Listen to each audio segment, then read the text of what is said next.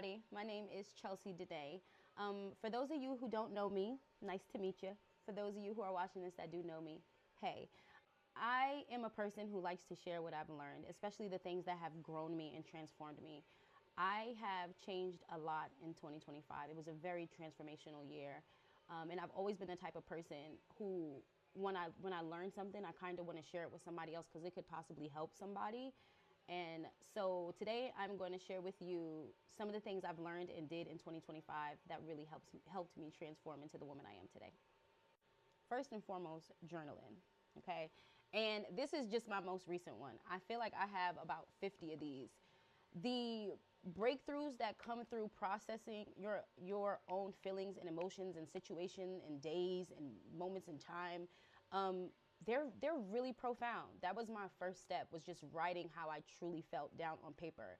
Also, I feel like sometimes we share too much of our business and we look for like for somebody to validate us, and it doesn't really build confidence. You know what I mean? Me learning to write my emotions, write my feelings, and kind of process them with myself has made me more confident in my decision making, has made me more confident in me approaching people, and has just made me get to know myself better. Even when you go back and you read some of this stuff, it's like, oh my God, I've wrote stuff in 2025 that I wrote in 2019, and I go back and I look at my journals and I think to myself, wow, there's still a pattern, if there is one, that needs to be broken, or I've broken the pattern, or that is so profound to me now. So I was not only learning myself, but I was healing myself, and I was learning to trust myself in my own judgment. So journal. That was the first thing. The second thing that I learned was just being honest with yourself, right? About any situation, anything. It's not the fantasy we create in our mind. It's not what we think is happening, but like, what is the reality, right? I think sometimes we can kind of accidentally place things and, paint ourselves in a certain way. And when you sit with yourself and you get real with yourself and you say to myself, what is the truth about the situation? You're able to assess the situation for what it really is and have a real diagnosis and solve the problem. If I'm the problem, which I already assume, right? Because I don't want nobody in control of my life. But if I'm the problem, then I can fix it. And if something else is the problem, then we can take whatever necessary step to fix that too. But getting real about it, top tier. Best thing. This one was so good. Not rushing and or pausing or not being reactive. When I tell you everything is in the pause, when I tell you if you rush, your body will tell you to slow down.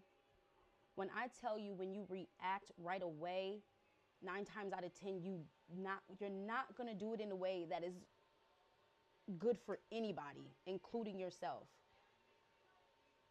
Slow down, take a break, pause. I promise you, if that feeling is still there tomorrow, you can take care of it.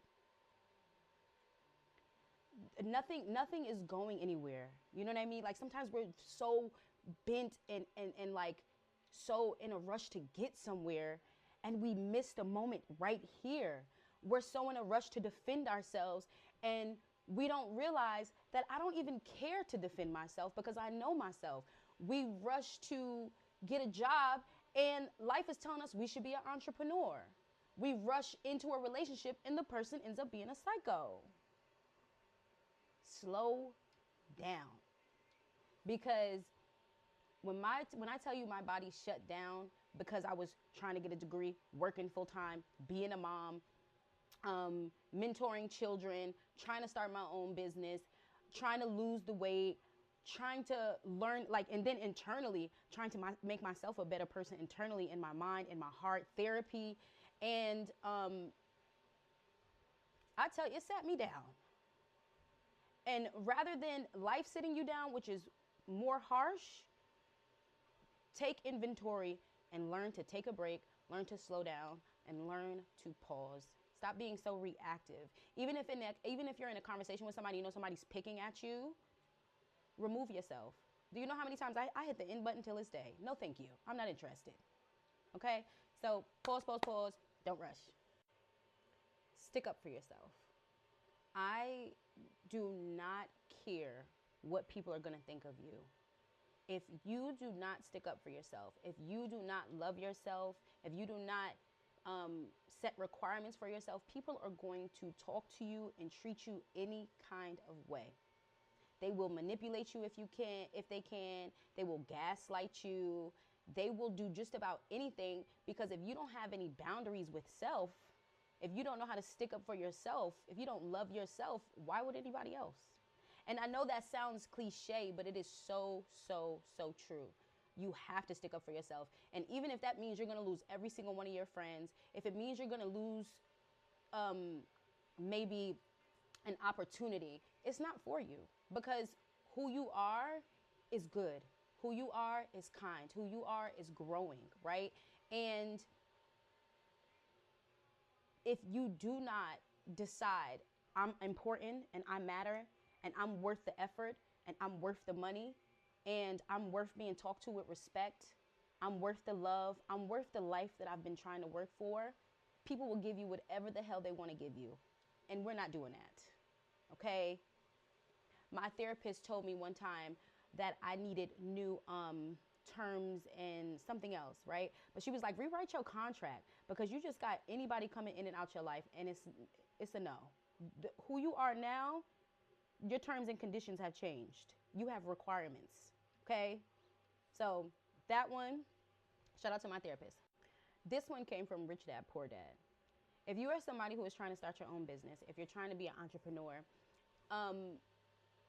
everybody always says, right, like, you can use your job to fund your dreams and all that good stuff. But it wasn't until I was in a space where I was forced to figure it out that I was like, I better get creative.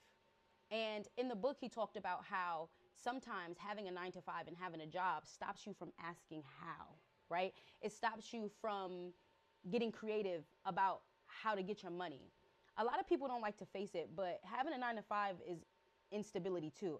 They're not loyal to us.